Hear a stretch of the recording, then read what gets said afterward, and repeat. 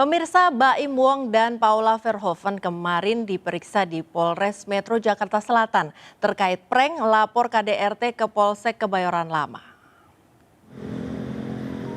Baim dan istrinya Paula Verhoeven tiba di Polsek Kebayoran Lama sekitar pukul 2 siang waktu Indonesia Barat. Pasangan selebriti ini langsung masuk ke markas Polres untuk menjalani pemeriksaan. Konten prank polisi kasus KDRT yang dilakukan oleh Baim dan Paula di Polsek Kebayoran Lama berbuntut panjang. Baim dan Paula rencananya akan diperiksa polisi di Polres Metro Jakarta Selatan.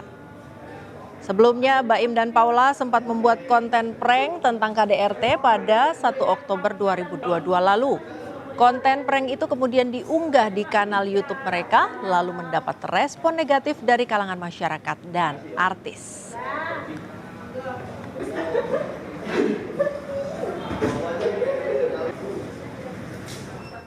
Ya, meski Baim Wong telah mengaku salah tapi hukum tetap berlanjut. Kini muncul pertanyaan apakah seputus asakah itu seorang konten kreator dalam menghasilkan konten untuk mereguk cuan? Dan untuk membahas lebih lanjut sudah bersama kami melalui sambungan Zoom Bapak Firman Kurniawan sebagai pemerhati budaya dan komunikasi digital dari Universitas Indonesia. Selamat siang Pak Firman. Selamat siang Mbak Briska, apa kabar? Baik Pak, sehat Pak? Alhamdulillah baik Mbak. Ya, langsung ya Pak ya. Langsung ya Pak, saya langsung tanyakan. Silakan. Ini terkait kasus prank KDRT yang dilakukan oleh Baim Wong dan istrinya. Respon Bapak bagaimana selaku pemerhati budaya dan komunikasi digital? Ya, saya lebih menyoroti konten yang dihasilkan oleh siapa saja itu seharusnya mengikuti kaidah etika maupun hukum. Jadi dalam hal ini kalau kita lihat ketidakpekaan pembuat konten ini adalah satu masalah KDRT sedang menjadi sorotan publik dan kita semua mempunyai kepentingan untuk mencegah terjadinya KDRT. Jadi alih-alih mempermainkannya, kita harusnya turut mengkampanyekan untuk meminimalisasi dan menghilangkan KDRT dimanapun. Yang kedua, lembaga yang dijadikan sebagai prank adalah lembaga resmi yang melayani keamanan publik. Nah, dengan adanya prank ini kan seakan-akan lembaga ini bisa dijadikan sebagai guyonan, sebagai material konten yang menarik. Nah, khawatirnya adalah jika ini kemudian dijadikan formula oleh para content creator lain yang juga nanti mempermainkan peristiwa maupun lembaga-lembaga yang resmi, ini akan menjadi kekacauan. Nah, ini sebetulnya hal yang harus dipertimbangkan oleh semua content creator. Seperti itu, Mbak. Baik, Pak. Kalau ngomong tentang kreativitas, ini biasanya orang mengeksplor banyak hal kan Pak. Tadi sudah Bapak sebutkan batasannya mungkin etika dan hukum. Apakah ada batasan lain yang mungkin perlu dipertimbangkan oleh konten kreator untuk membuat konten-konten yang akan diakses oleh publik? Ya, sebetulnya kalau kita berbicara tentang perhatian, konten supaya mendapat perhatian publik sebagaimana karakter yang melekat pada media digital itu terletak pada ujung yang paling bagus dan ujung yang paling buruk. Mengapa dia memberi perhatian publik atau dapat menyerap perhatian publik? Karena itu jarang terjadi. Tapi kalau kita lihat dalam proses produksinya, konten yang paling baik itu sangat sulit dibuat, harus persiapan yang matang dan kemudian juga bersaing dengan konten-konten buruk yang baik lainnya. Sebaliknya pada konten yang buruk itu pikiran-pikiran yang tidak lazim, kemudian perilaku-perilaku yang tidak seharusnya itu bisa dibuat menjadi kontennya. Dia relatif lebih mudah diproduksi. Nah, sehingga kalau kita lihat sebetulnya kreativitas pembuat konten yang urusannya adalah untuk mendatangkan perhatian publik, itu bermuara pada dua titik itu. Nah, kalau kita bertanya tentang batas tadi, yang selain etika dan hukum, perlu dipertimbangkan juga apa gunanya dan apa implikasinya pada pihak lain. Sebuah konten yang buruk, walaupun tidak ada pasal undang-undangnya dan mungkin secara etika bisa diperdebatkan, tetapi kalau tidak ada gunanya bahkan memberi pengaruh yang buruk, harusnya dihindari. Kita mempunyai tanggung jawab sebagai content creator untuk menciptakan suasana jagat digital yang lebih baik dan secara umum juga harus membuat kehidupan ini lebih baik. Jadi bukan hanya peduli pada diri sendiri. Baik.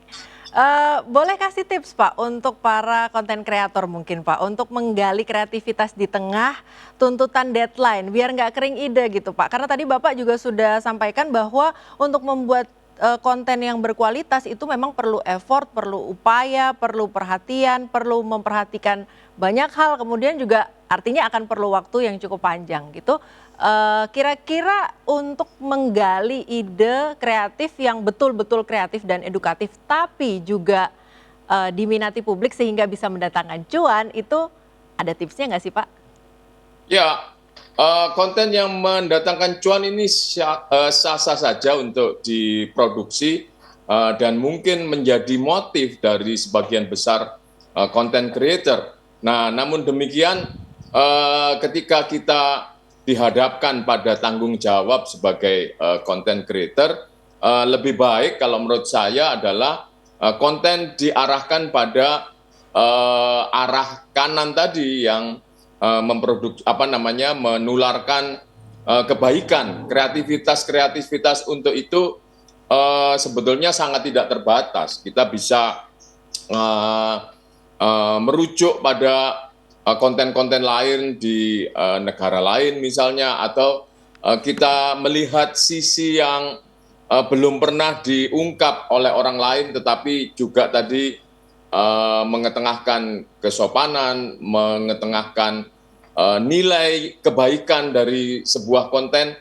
Jadi cuan oke, tetapi guna itu juga harus dipastikan dapat menular kepada para penonton. Jadi kita tidak hanya peduli pada diri sendiri, yang penting orang terhibur, tetapi dengan hiburan yang kelam, hiburan yang tidak etis, itu rasanya perlu diperbaiki niat kita. Seperti itu, Mbak.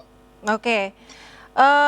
Satu lagi nih Pak, bagaimana Bapak melihat fenomena orang-orang yang belakangan ini pengen viral, pengen terkenal dan menghalalkan segala cara, bahkan sampai melanggar aturan, membahayakan nyawa.